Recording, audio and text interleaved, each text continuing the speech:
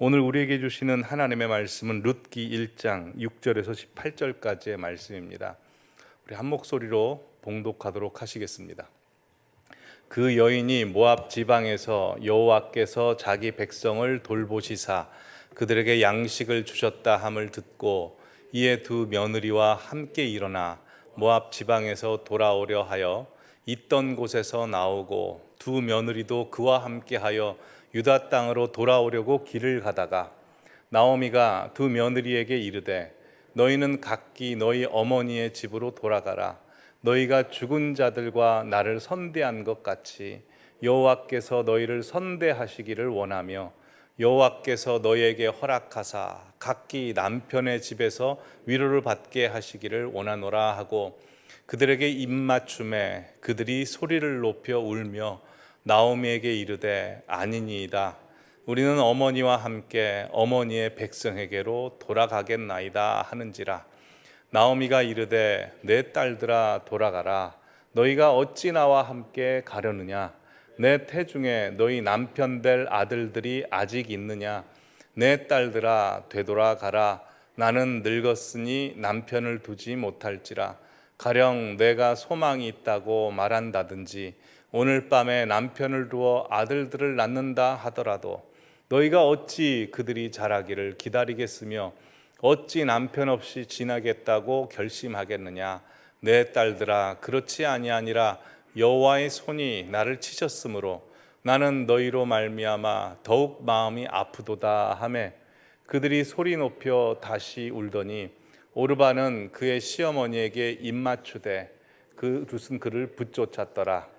나오미가 또 이르되 보라 내 동서는 그의 백성과 그의 신들에게로 돌아가나니 너도 너의 동서를 따라 돌아가라 하니 룻이 이르되 내게 어머니를 떠나며 어머니를 따르지 말고 돌아가라 강권하지 마옵소서.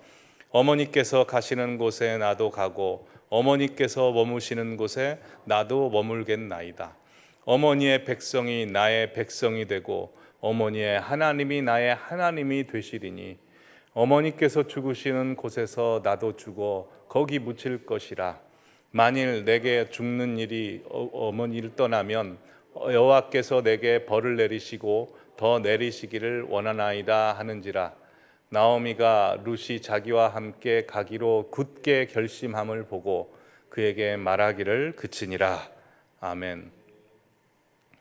젖과 꿀이 흐르는 땅에 흉년이 오고 빵이 넘쳐야 할 빵집에 빵이 없게 되자 빵집에 살았던, 즉 베들레헴에 살았던 엘리멜렉과 나오미의 가정은 잠시 기근을 피하기 위해서 하나님을 섬기는 곳이 아닌 금오스신 이방신을 섬기는 모압 땅에 가서 이주했습니다.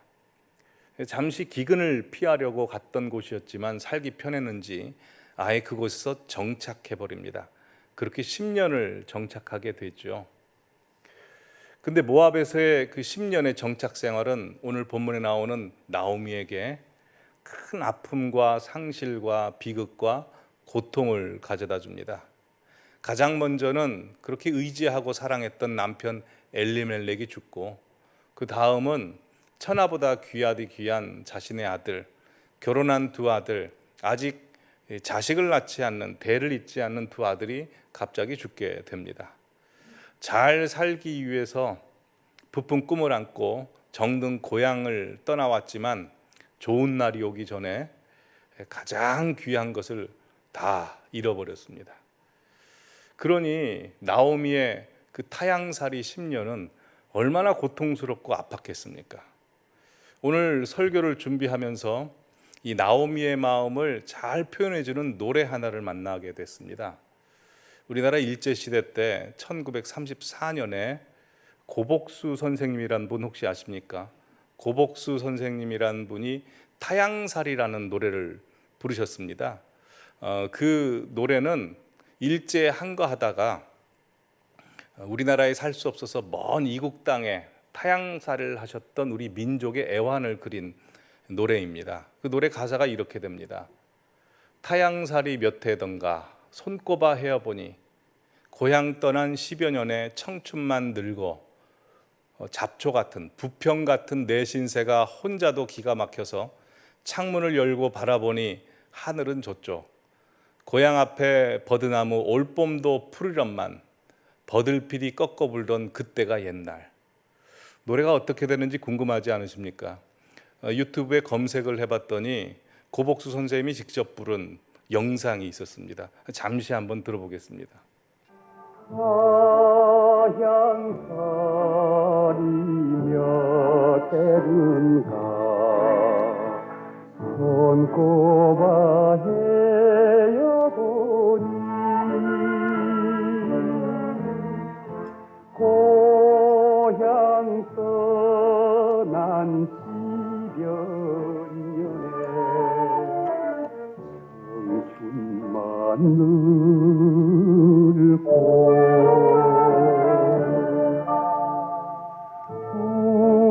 부평 같은 내 신세가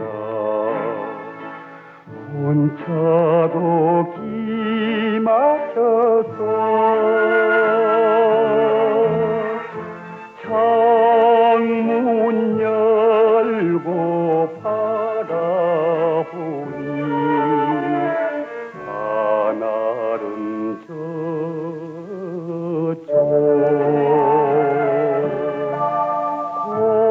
고향 앞에 버드나무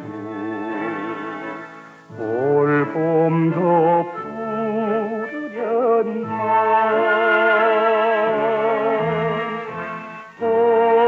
버들피리 꺾어 불던 그때는 옛날.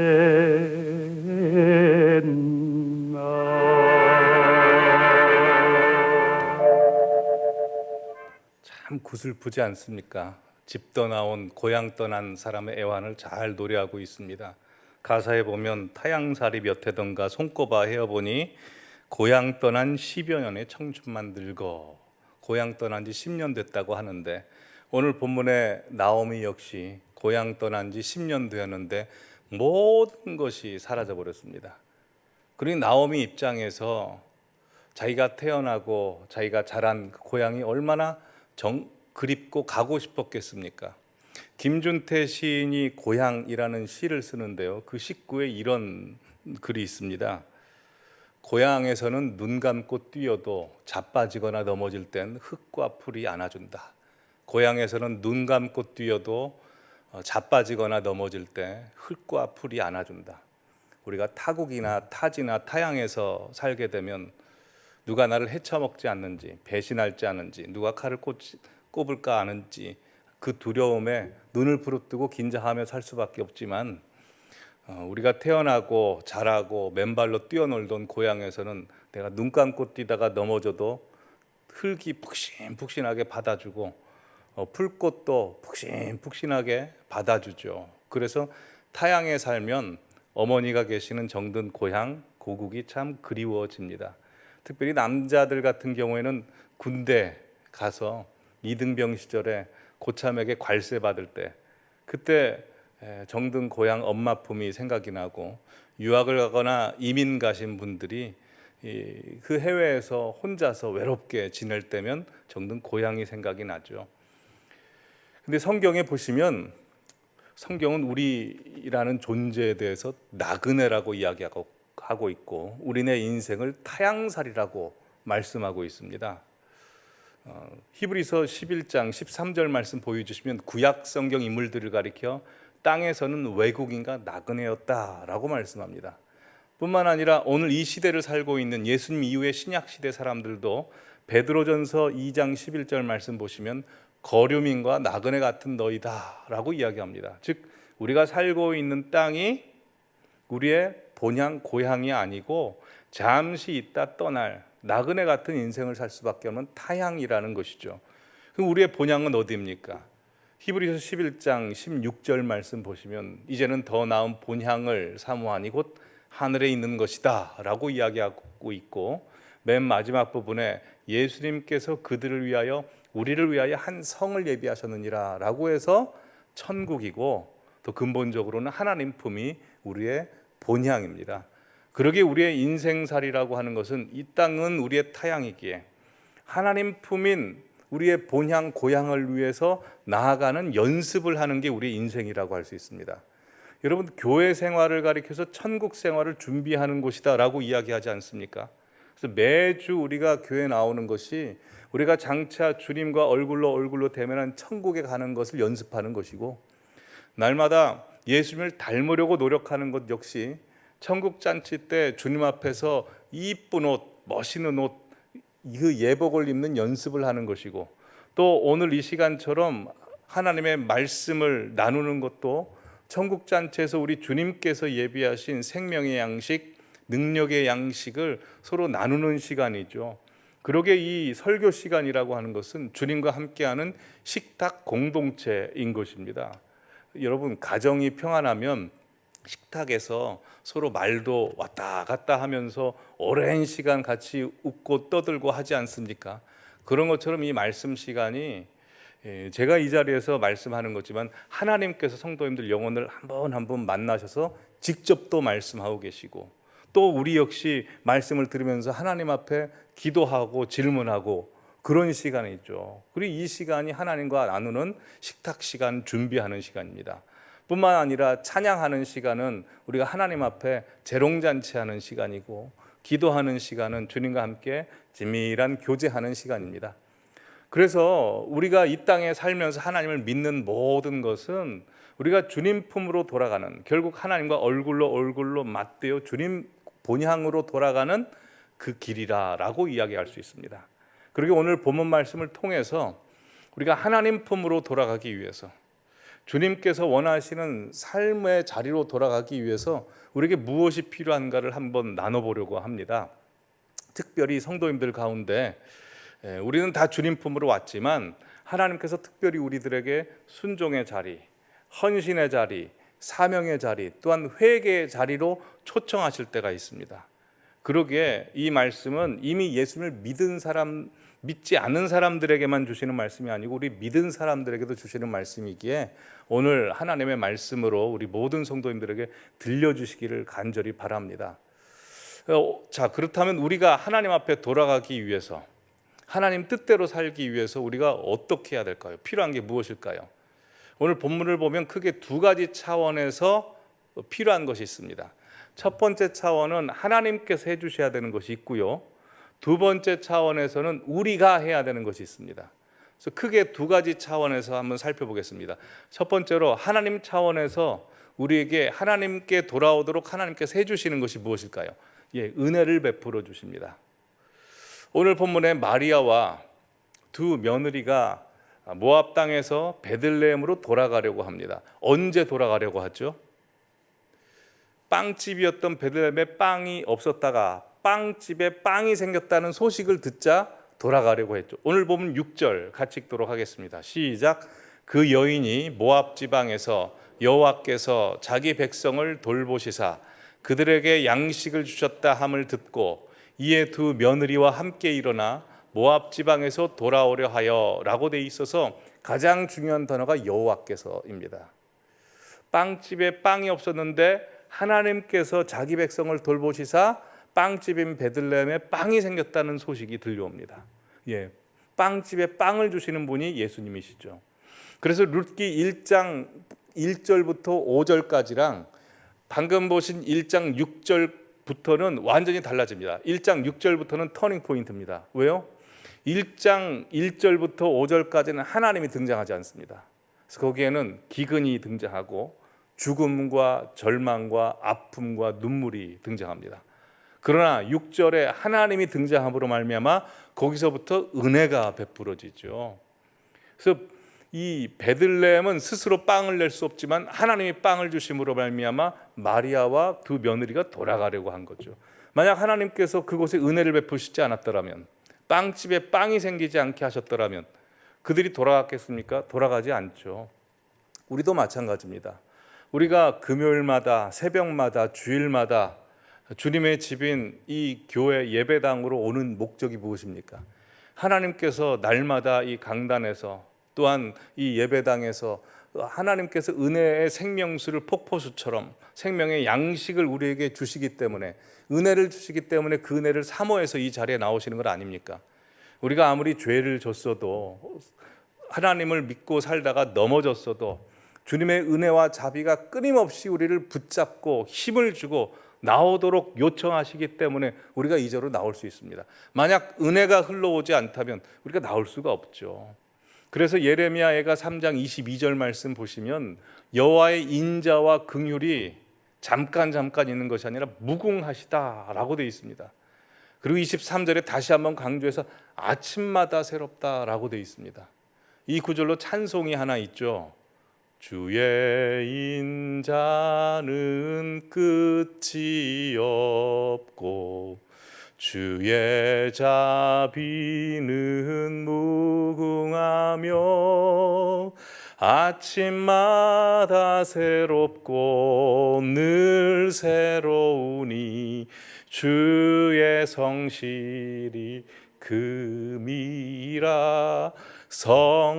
성실하신 주님, 주의 인자하심과 자비하심이 끝이 없이 우리를 붙잡고 은혜를 베풀어 주시기 때문에 우리가 주님 생각하면서 이 자리로 나올 수 있는 것입니다. 그러게 우리가 주님 품으로 돌아가려면 그냥 되어지는 것이 아니고 일단 가장 먼저 주님이 은혜를 베풀어 주십니다. 오늘 우리가 이 자리에 나온 것도 주님이 은혜를 날마다 베풀어 주시기 때문입니다. 얼마나 감사한지 모릅니다. 두 번째로 우리가 주님 품으로 주님이 원하시는 뜻대로 살기 위해서 주님 앞에 돌아오게 하시기 위해서 주님께서 하시는 일은 하나님께서 행하신 일을 소문내는 자들을 세워주십니다. 오늘 본문에 마리아와 두 며느리가 베들레헴에 여호와께서 돌보셔서 빵이 생기게 하셨다라는 소문을 듣습니다. 어떻게 들을 수 있었습니까? 소문내는 사람이 있었죠. 소문내는 사람은 빵은 만들 수 없습니다. 그러나 중요한 거 할 수 있습니다. 주님께서 주신 빵, 주님께서 역사하시고 은혜 베풀어 주셨다는 것은 소문낼 수 있죠. 그 소문 때문에 올 수 있었습니다. 만약에 여호와께서 은혜를 베푸시고 그들에게 양식을 주셨다는 소문내는 사람이 없었다면 마리아와 두 며느리 롯이 베들레헴으로 돌아오려고 했겠습니까? 그럴 수 없죠. 소문이 들려왔기 때문에 그렇습니다. 소문이 굉장히 중요합니다. 하나님께서는 그래서 흉년의 때도 남겨둔 자가 있었다는 거죠. 중요한 것이 흉년이 왔을 때 대부분의 사람들, 엘리멜렉과 나오미의 가정은 허기 가족이기 때문에 그 땅을 떠날 수밖에 없었습니다.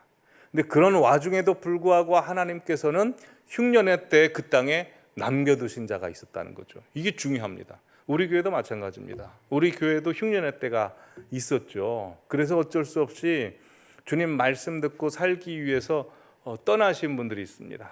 나오미처럼. 근데 그런 와중에도 흉년의 때임에도 불구하고 하나님께서 세우셔서 남아있는 자를 세우셨습니다. 흉년의 때도 버티고 남아있으라고. 그리고 하나님께서 은혜의 때가 도래하자 그분들을 통해서 하나님이 역사하시고 하나님이 인도하셨던 소문이 나오게 하시는 거죠.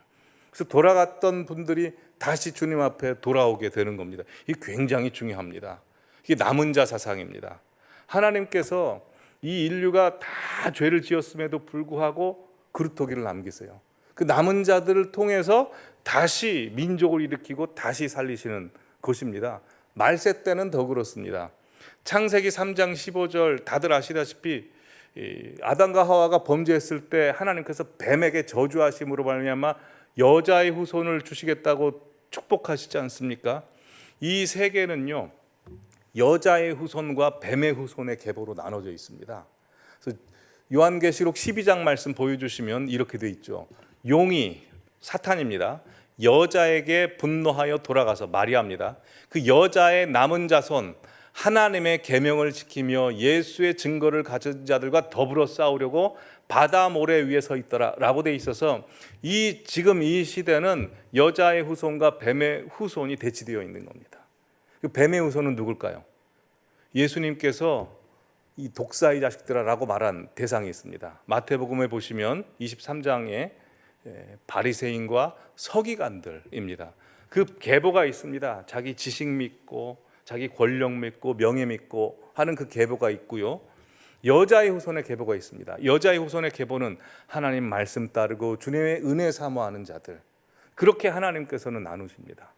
그러기에 우리 대한민국도 보면 남은 자인 선교사님들이 구한말 때 오셔서 복음을 전함으로 말미암아 우리 믿음의 선진들을 남은 자로 만드셨고, 믿음의 선진들을 통해서 우리도 예수 믿게 되어 우리도 남은 자가 되고, 우리가 남은 자가 되어 예수님의 소문을 내니 또 잃어버린 영혼들을 주님의 남은 자가 되게 하는 것, 이게 하나님의 역사라는 겁니다. 그래서 하나님께서는 사람을 살리시기 위해서 예수님의 소문을 내는 남은 자를 세워 두십니다. 자, 세 번째로 우리로 하여금 하나님 앞에 돌아오게 하시기 위해서 하나님께서 하시는 일, 죽을 것 같은 고통과 고난 중에도 어떻게든 죽지 않고 살아나가게 하십니다. 오늘 본문에 보시면 룻이 끝까지 어머니를 따르죠. 인간적으로 생각할 때 룻이 끝까지 어머니를 따를 이유가 없습니다. 근데 그럼에도 불구하고 끝까지 따릅니다. 왜 따를까요? 16절 말씀인가요? 한번 보여주시면, 룻이 이르되 내게 어머니를 떠나며 어머니를 따르지 말고 돌아가라 강권하지 마옵소서. 어머니께서 가시는 곳에 나도 가고 어머니께서 머무시는 곳에 나도 머물겠나이다. 어머니의 백성이 나의 백성이 되고 어머니의 하나님이 나의 하나님이 되시리니, 어머니께서 죽으시는 곳에 나도 죽어 거기 묻힐 것이라. 만일 내가 죽는 일 외에 어머니를 떠나면 여호와께서 내게 벌을 내리시고 더 내리시기를 원하나이다 라고 해서 룻이 이야기할 때 꼭 하나님을 이야기합니다. 그러니까 어머니가 좋은 분이라서 어머니 따르겠습니다 라는 차원이 아닙니다. 룻이 왜 시어머니를 계속 따랐을까요? 시어머니한테 아무것도 없는 겁니다. 지금 자기도 갓 결혼한 남편이 죽었습니다. 그래서 당시 남편이 자기의 생명을 보호해 주는 시대의 남편이었으니 자기도 너무 불안합니다. 근데 시어머니는 자기보다 형편이 더 안 좋아요. 남편도 죽고 자식까지 다 죽었으니 아무것도 아닙니다. 물론 죽겠다고 힘들다고 눈물 흘리고 살고 있는데 죽을 것 같은 시어머니가 안 죽는 겁니다. 그걸 보고 깜짝 놀라는 거죠. 나 같으면 벌써 죽었을 건데 어떻게 저렇게 살 수 있을까? 어머니가 그래도 이야기하고 있는, 내가 범죄했다, 내가 하나님 앞에 잘못해서 하나님께 징계를 받는다 라고 하는 하나님이 살아계시는구나, 역설적으로 그 하나님을 알게 돼버리는 거죠. 여러분, 우리도 그렇지 않습니까? 잘 나가시는 분, 세상적으로 복 받으신 분 보면 하나님이 축복을 많이 해주셨다라고 생각이 들기도 하지만, 반대로 우리 가운데 정말 고통스러운 현실 가운데 사시는 분이 있습니다. 나 같으면 믿음 포기하고 벌써 죽었을 것 같은데, 나 같으면 그 밑바닥에서 더 일어나지 못했을 것 같은데 그래도 희한하게 살아요. 하나님께서 상한 갈대를 꺾지 아니하시고 꺼져가는 등불도 끄지 아니하신다고, 우리 같으면 다 포기했을 것인데 꾸역꾸역 하나님이 살게 하시는 겁니다. 아직 완전히 생활이 변화되지 않아서 기뻐하지도 않고 웃지도 않습니다. 근데도 사시는 분이 있습니다. 우리 주변에 그런 분들 있지 않습니까?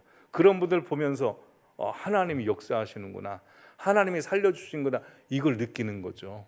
룻이 그걸 느끼는 겁니다. 나오미도 그걸 아는 겁니다. 벌써 죽었어도 옛날에 죽었을 것 같은데 그래도 뭔지 모르게 하나님의 은혜에 이끌려서 베들레헴에 돌아가겠다고 하는 겁니다.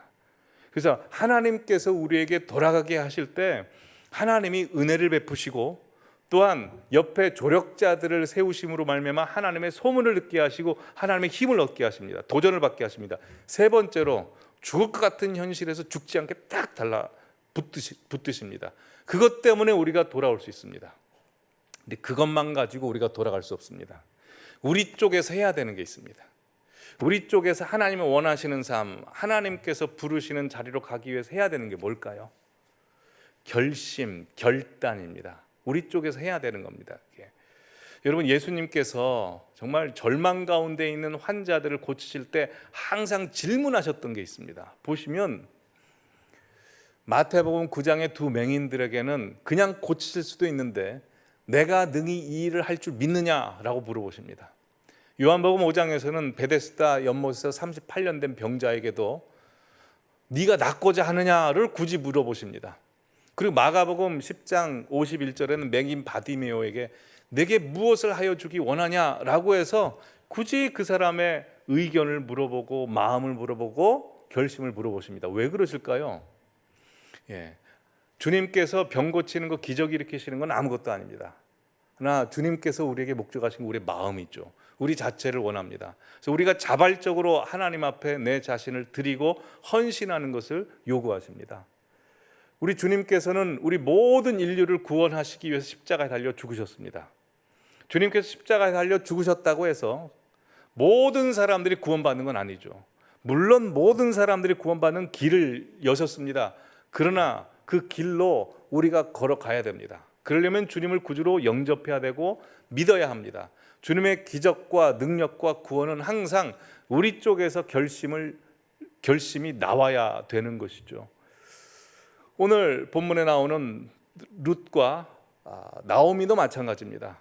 그들이 주님 앞에 돌아가기 위해서 결심합니다. 근데 결심하고 결단하는 게 쉽습니까? 쉽지 않습니까? 쉽지 않습니다. 한자부터 그래요. 결단, 한자 보면 결정할 중요한 거 결정하기 되게 어렵지 않습니까? 우리의 그 한계에 있는 지식으로 결정하기 어렵습니다. 또한 뭘 또 끊어내야 된답니다. 그래서 우리가 주님 앞에 완전히 돌아가기로 결심하기 위해서 우리 쪽에서 해야 되는 것이 있습니다. 필요한 게 있는데 첫 번째로 희생과 포기를 해야 됩니다. 희생과 포기. 여러분, 나오미와 두 며느리 롯이 주님이 원하시는 자리로 돌아갈 때 쉬웠겠습니까? 어려웠겠습니까? 어렵죠. 일단 10년이 지났습니다. 10년이 지났으면 모압 땅은 자기가 살기에 굉장히 익숙하고 편한 땅입니다. 뿐만 아니라 10년이면 강산도 변한다고 그래서 돌아가려고 했던 정든 고향이라 할지라도 어떻게 변했을지 모르는 겁니다. 뿐만 아니라 모압에서 베들레헴까지는 약 70km입니다.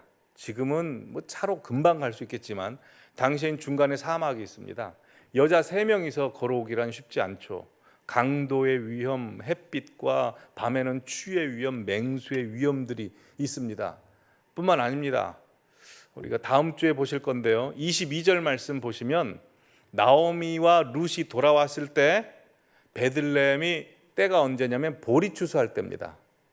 근데 베들레헴과 모압은 위도상 같습니다. 그러면 고로 모압에서도 보리 추수 때라는 겁니다. 그러면 생각해 보십시오. 성도님들 같으시면 어떻게 했습니까? 모압에서도 이제 보리 추수가 앞두고 있습니다. 하나님께서 마음을 주셔서 돌아가야 한다고 합니다. 그럼 그때 돌아가시겠습니까? 아니면 보리 추수하고 돌아가시겠습니까? 저 같으면 보리 추수하고, 왜냐하면 베들레헴 가면 아무것도 없잖아요. 근데 모압에서는 그래도 터를 잡고 살았거든요. 그러니 보리 추수는 하고 양식은 구하고 돌아가야 될 거 아닙니까? 근데 그렇게 해서 돌아가면 룻이 보아스를 못 만납니다. 왜냐하면 룻과 보아스가 만나는 로맨스의 그때 그 장소가 어딘 줄 아십니까? 추수하는 장소입니다. 이삭 죽기 하다가. 여러분, 하나님의 역사는 타이밍입니다. 이 사람 만나는 거, 결혼도 타이밍이지만 하나님 앞에 순종하는 것도 타이밍입니다. 그 타이밍 놓치면 하나님께서 원하시는 예비하신 큰 복이 우리에게 올 수가 없습니다. 그래서 이런 말이 있습니다. 하나님께서 우리에게 주시고자 하는 베스트의 적은 우리가 원하는 베러다라는 말이 있습니다. 하나님께서 우리에게 주신 건 최고지 않습니까? 그 최고를 줄 때 적은 우리가 생각하는 베러입니다.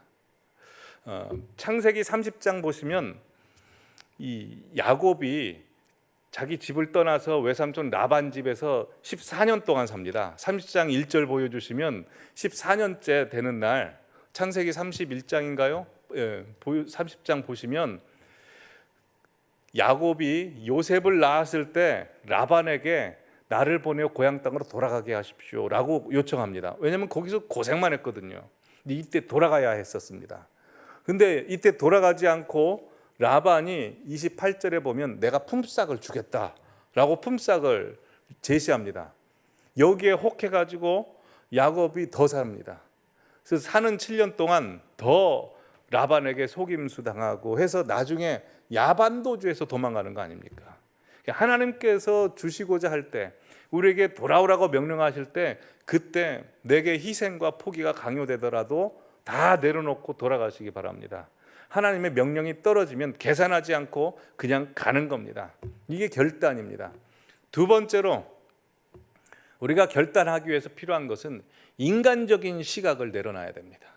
자, 오늘 본문 보시면 이 룻기를 시어머니들이 굉장히 좋아한다고 하죠. 왜냐하면 어머니의 하나님이 내 하나님이다. 내가 어머니 죽는 곳에서 죽겠다라고 하고, 또 며느리들도 굉장히 좋아합니다. 왜냐하면 시어머니 나오미가 며느리들에게 그렇게 잘할 수가 없습니다. 그래서 오늘 본문 보시면 두 며느리를 데리고 가다가 이 나오미가 생각하기에 이 두 며느리에게는 전혀 이득이 없는 겁니다. 왜냐하면 이스라엘 사람들은 이스라엘 선민 사상이 있습니다. 그래서 이방 여인들을 부정하게 여기죠. 그러니 모압 여인들 두 며느리다 하더라도 데리고 가면 누가 뭐 환영을 해주겠습니까? 그래서 오늘 본문 보여주시면 돌아가라는 말을 3번 합니다. 돌아가라, 돌아가라, 돌아가라 라고 3번 이야기합니다. 뿐만 아니라 다들 아시다시피 이스라엘에서는 수혼법이라는 게 있죠. 형이 죽으면 형의 아내, 형수를 동생이 이제 책임져서 애를 낳아주고 형의 대를 잇게 하는 겁니다. 근데 지금 두 아들이 다 죽었습니다. 그럼 나오미에게 또 다른 아들이 있으려면 나오미가 다른 사람이랑 결혼해서 아들을 낳아야 되고, 그 아들이 아기이기 때문에 바로 두 며느리랑 결혼할 수 없기 때문에 또 더 기다려야 되는 겁니다. 이게 생각할수록 안 되는 겁니다. 그래서 처음에 두 며느리가 돌아가라 할 때는 어머니랑 부둥켜 울면서 돌아가지 않겠다 합니다. 근데 두 번째 이걸로 설득을 시킵니다. 야, 여기서 너희 기댈 거 아무것도 없다. 너희 환영해 줄 사람도 없고 대를 이어줄 사람도 없다 라고 이야기하니까 오르바가 돌아갑니다. 오르바가 자기 인생 생각해서 돌아간 게 아닙니다. 어머니 말씀에 순종하기 위해서 돌아간 겁니다. 근데 룻은 돌아가지 않죠. 왜요? 아까 말씀드렸다시피 하나님 때문에 돌아가지 않습니다. 이 장면을 보면 인간적으로 볼 때는 나오미가 며느리에게 너무나 잘하죠. 그리고 두 며느리들도 나오미에게 참 잘합니다. 근데 이 본문을 인간적으로 보면 안 됩니다. 왜냐하면 오르바가 결국 모압으로 돌아가서 뭐 합니까? 14절인가요? 15절 말씀인가 보여주시죠. 15절. 나오미가 또 이르되 내 동서는 그의 백성과 어디에게로 돌아갑니까? 그 신들로 돌아가 버립니다. 결국 금오스 신 몰렉에게 아들을 주어 불태우는 그 신에게 돌아가는 겁니다. 그러니 나오미가 이렇게 이야기하면 안 되죠. 인간의 정, 인간의 지식으로 이야기하는 것이 아니고 나오미가 룻에게 이렇게 이야기합니다. 야, 너희들 나 따라가면 너에게 좋을 거 하나도 없다. 좁은 길이고 좁은 문이다. 하지만 하나님이 너희의 하나님이 된다. 그러니 좁은 길이고 좁은 문이지만 나 따라와라 라고 그렇게 이야기해야 되지 않을까요? 여러분, 우리의 신앙생활에 있어서 우리가 하나님 따라가고 하나님 앞에 모든 걸 바치는 데 있어서 가장 마지막에 우리를 공격하는 것은 인간의 정입니다. 다들 아시다시피 마태복음 16장에 예수님께서 베드로를 칭찬하시고 나서 드디어 내가 십자가에 질 것이다, 내가 죽을 것이다 라고 말씀을 하십니다. 그때 베드로는 예수님이 위한답시고 뭐라고 이야기합니까? 주님에게는 절대 그런 일을 생기지 않을 겁니다. 제가 그렇게 만들 겁니다 라고 이야기합니다. 그때 예수님께서 뭐라고 말씀하시죠? 아이고 기특하다, 어떻게 그런 생각했냐라고 하지 않습니다. 사탄아 그래 버립니다. 네가 사람의 일을 생각한다. 왜요? 하나님의 뜻이 인간의 정과 인간의 시각과 완전히 대립되기 때문입니다. 그게 사탄이라는 겁니다. 그래서 우리의 신앙생활도 가장 마지막에 우리를 공격하는 건 인간의 정입니다. 여러분, 우리가 아무리 좋아도요, 모든 관계에 있어서 가장 첫 번째는 하나님이 되셔야 됩니다. 아멘? 아멘입니다. 그래야 모든 관계가 온전해질 수 있습니다. 우리끼리 좋고 우리끼리 사랑하고 하면 그 사단이 틈을 탑니다. 결국 나락으로 떨어지는 겁니다.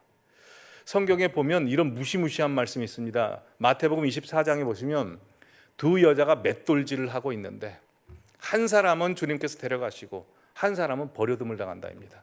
맷돌질을 같이 한다는 건 같은 믿는 사람이란 말입니다. 누가복음 17장에도 똑같이 이렇게 말씀하고 있습니다. 한 사람은 어떤 사람일까요? 하나님만 바라보는 사람. 한 사람은 인간의 정에 의해서 왔다 갔다 하는 사람이죠. 그러기에 성도님들의 인생이, 신앙이 전적으로 하나님께만 몰두하시기를 바랍니다. 하나님 앞에 다 드리시기를 바랍니다. 오늘 룻도 그렇고 오르바도 그렇고 둘 다 그렇습니다. 운 게 중요하지 않습니다. 오르바는 울고 그모스 신에게로 돌아가지만 룻은 자기가 태어나고 자기가 믿던 그모스 신 버리고 하나님께로 갑니다. 우리가 그렇게 가야 됩니다. 오늘 보면 14절인가요? 보시면 특별한 단어가 있는데 룻은 그를 붙여찾더라, 이 말이 있습니다. 특별히 붙여찾더라, 그냥 쫓은 것도 아니고 붙여찾더라가 나옵니다. 영어로는 클렁투입니다. 클렁투. 여러분 속담 중에 이런 속담이 있죠. 기는 것 위에 걷는 것 있고, 거는 사람 위에 뛰는 사람 있고, 뛰는 사람 위에 나는 사람 있고, 나는 사람 위에 뭐 있다고 그럽니까? 나는 사람 위에 붙어 다니는 놈이 있다, 그렇지 않습니까? 이 클렁투, 딱 붙다라는 단어는 어디에 나오냐면 창세기 2장에 아담과 하와가 부모를 떠나 합하다라고 할 때 딱 합하다가 여기에 나옵니다. 그 히브리어 단어를 사용합니다. 완전히 딱 붙어서 뗄래야 뗄 수 없는 것. 우리가 하나님 앞에 하나님을 붙잡기로 결단하는 것은 하나님께 딱 달라붙어서 딱정벌레처럼 고목나무에 붙어있는 매미처럼 딱 달라붙어서 떨어지지 않는 결심을 하는 겁니다. 그 결심을 하는 우리 모든 성도님들 되시기를 간절히 바랍니다. 오늘 설교를 준비하면서 이 시어머니로서는 나오미와 같고 며느리로서는 룻과 같았던 분의 간증을 들었습니다. 보여주시면 새롭게 하소서의 한복 명장 이형휘, 당신은 권사님이셨고 지금은 장로님이신데요. 저 신광 두레교회 김진홍 목사님이 계시는 곳에서 섬기고 계십니다. 이분은 원래 예수 믿지 않았던 가정에서 태어나셨습니다. 그리고 교회 다니는 걸 부정적으로 여기는 분위기 속에서 자라십니다. 근데 고등학교 때 영어 선생님이 오시는데 그 선생님에게 사랑이 빠졌나 봅니다. 그 선생님을 너무 사랑하게 됩니다. 그래서 학창 시절부터 연애를 했는지 아니면 졸업하고 나서부터 연애를 했는지 몰라도 그 선생님과 10살 차이가 나는데 하여튼 연애를 하게 된 겁니다. 연애를 하다가 그 남편 되실 분을 너무나 사랑했기 때문에 결혼을 하고 싶은데 그 선생님이 결혼 이야기를 꺼내지 않는 겁니다. 물어봤더니 홀어머니를 모시고 있는데 홀어머니가 그 아들이요, 남편이요, 애인이요, 하여튼 그렇게 끔찍하게 여기신다는 겁니다. 또 성격도 강하셔가지고 며느리를 데리고 오면 못 살게 굴 것 같다는 생각이 들어서, 참 힘들 것 같다는 생각이 들어서 어머니 돌아가시고 나서 결혼해야 되겠다라고 생각을 하셨답니다. 그래서 그 이야기를 듣고 이 장로님께서 곧바로 이렇게 말씀하셨답니다. 그 시어머니 제가 모실게요. 그 시어머니 제가 모실게요. 라고 결단을 하고 말을 하고 이제 시어머니 되실 분에게 인사를 간 겁니다. 시어머니께서 이렇게 말씀하셨답니다. 예수 믿냐? 안 믿습니다. 그럼 이 결혼 못한다. 그렇게 단호하게 이야기하시자 이 장로님도 남편 되시는 분 너무 사랑하셨다고 그러지 않습니까? 그 자리에서 저 예수 믿겠습니다 해버리신 겁니다. 그러니까 이 시어머니도 대단하신 게 그날 부흥회가 있었답니다. 그래서 부흥회를 데리고 가신 겁니다. 그래서 난생 처음으로 교회 가서 한 2-3시간짜리 이제 부흥회를 참석하고 힘들게 참석하고 집으로 돌아온 겁니다. 집으로 돌아왔는데 하나님께서 환상 중에 천사랑 같이 나타나셨답니다. 진짜로 환상 중에 나타나셔가지고 내게로 와라, 내게로 와라 그러신 겁니다. 그때 그게 예수님이라는 걸 처음 알게 됐고 믿게 되었다는 것이죠. 그래서 결혼하고 신혼여행을 오살리 금식기도로 가서 나의 갈 길 다가도록 특송을 하고 그리고 또 신혼여행을 가셨답니다. 와서 이제 신방을 차려서 이제 같이 부부 생활을 하지 않습니까? 근데 아까 말씀드렸다시피 시어머니에게는 자기 아들이 아들일 뿐만 아니라 남편이고 애인이라고 하지 않았습니까? 그래서 잠도 같이 주무셨답니다. 그것도 신랑과 신부 사이에 딱 위치해가지고 같이 주무셨답니다. 근데도 애를 또 낳으셨대요. 애를 낳은 다음부터는 이 시어머니는 자기 아들 품고 주무시고 이 장로님은 또 자기 아들 품고 주무시고 그렇게 사셨답니다. 이 시어머니가 굉장히 강하셨죠. 근데 그러다가 남편분이 영어 선생님인데 학교를 그만두고 이제 돼지 사업을 하셨답니다. 근데 오일 쇼크가 와가지고 돼지 수입하는데 돼지 사업이 망해버린 겁니다. 그래서 안 되겠다 싶어서 개 사업을 하셨답니다. 근데 개 사업을 하다가 서울 88년도 88 올림픽이 있을 때 이제 개를 정리하지 않았습니까? 그때 또 망해버린 겁니다. 그 시어머니가 어떻게 생각하냐면 예수 믿지 않는 며느리를 들여가지고 우리 아들이 안 풀린다고 이제 생각을 하신 겁니다. 그때부터 며느리랑 말도 안 하고 밥을 갖다 주면 방 안에 들어가셔서 밥을 갖다 주면 밥상을 뒤엎으시더라는 겁니다. 그릇이 다 깨지고 그럼에도 불구하고 이 며느리는 시어머니를 미워하지 못했답니다. 너무 무서워서 미워할 생각도 못하고 그냥 잘 보이려고 노력을 한 거죠. 그렇게 10년 동안 시어머니에게 핍박을 받아가며 이제 사시는 겁니다. 그러니까 옆에 있는 옆집 아줌마가 와가지고 남편이랑 나이 차이도 10년이나 나고 시어머니한테 이렇게 구박받으며 사는데 당신 아직 젊지 않냐? 이혼해라. 내가 좋은 남자 있으니까 결혼해라. 라고 이제 얘기를 한 겁니다.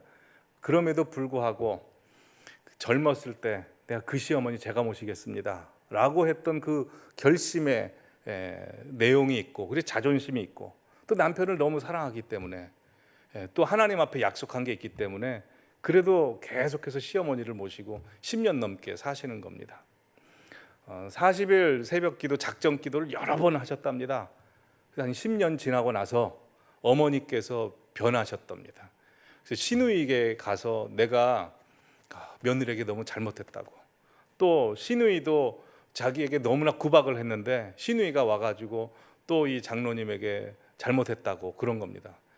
그래서 잘못했다는 소리를 듣자마자 한 번에 있었던 마음의 상처가 다 사라지더랍니다. 그때부터 이제 평화롭게 사는데 시어머니가 이제 자기 일을 위해서 밥을 준비해 주더랍니다. 이제 저녁밥 이제 한복 일하고 돌아오면 저녁밥을 차려놓으면 밥 먹고 왔는데도 시어머니가 차려준 것 때문에 너무나 감사해가지고 그걸 또 먹고 감사하게 그렇게 지내셨답니다. 그러다가 이제 17년 때 됐을 때 어머니께서 돌아가십니다. 그렇게 이제 편안히 사시면 되겠는데 룻처럼 그렇게 며느리 생활을 하셨는데 그분에게 아들이 한 분 있지 않습니까? 아들이 어느 날 필리핀에 가서 코피노 사역을 하다가 필리핀 여성을 사랑하게 됐습니다. 그래서 필리핀 여인을 데리고 온 겁니다. 마치 나오미의 아들처럼 이방 여인을 데리고 온 겁니다. 깜짝 놀랐죠. 근데 본인도 남편을 너무나 사랑해서 결혼했기 때문에 아들이 너무나 사랑한다기에 결혼을 승낙을 해줍니다. 그렇게 해서 아들네 가정이 저 필리핀에서 사는데요. 2018년도에 아들이 교통사고로 죽어버립니다. 네. 너무나 이제 충격이죠. 큰 충격이었습니다. 근데 큰 충격이었는데 남편이 더 슬퍼할까봐 남편 앞에서는 눈물도 흘리지 않았답니다. 오히려 우리가 하나님 앞에 이 세상에 올 때는 순서가 있어도 하나님 앞에 갈 때는 순서가 없지 않냐고 더 좋은 곳에 있다고 위로를 해줬답니다. 그리고 옥상에 올라가가지고 혼자서 하나님 앞에 나 너무 아파요, 나 너무 아파요, 어떡해요 라고 막 우셨답니다. 그랬더니 하나님께서 환상 중에 또 나타나셔서 너 아프냐? 나도 아프다 라고 그러시더랍니다. 그때 깜짝 놀랐답니다. 하나님 전지전능하신 분이라서 하나님 아프시지 않은 분인 줄 알았는데 아프시다고 그래서 하나님 아프시나요? 하나님도 아프세요? 라고 했더니 그때 하나님께서 마리아 환상을 보여주시더랍니다. 마리아가 그 예수님 십자가에 달려있는데 밑에서 딱 보고 있는 환상을 보여주는 겁니다. 그때 이분이 마음에 큰 위로와 용기를 받고 하나님 제가 뭐 할까요? 뭐 할까요? 라고 여쭤보니까 예수님께서 그래 너처럼 슬픈 자들, 가족을 잃은 자들 위로해 주는 사람이 되라.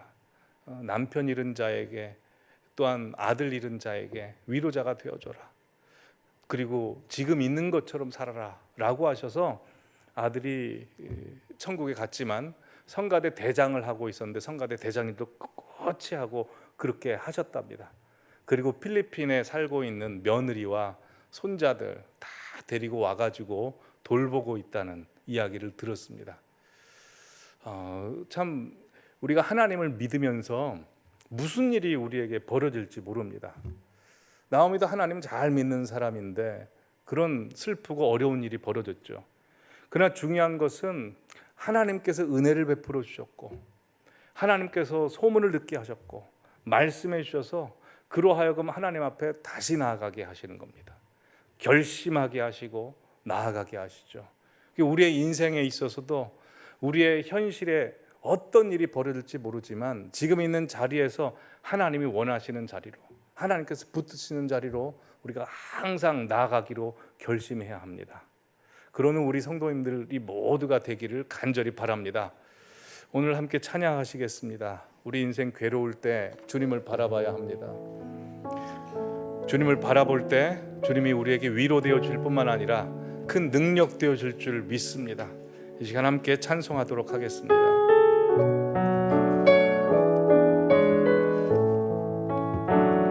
괴로울 때 주님의 얼굴 보라 평화의 주님 바라보아라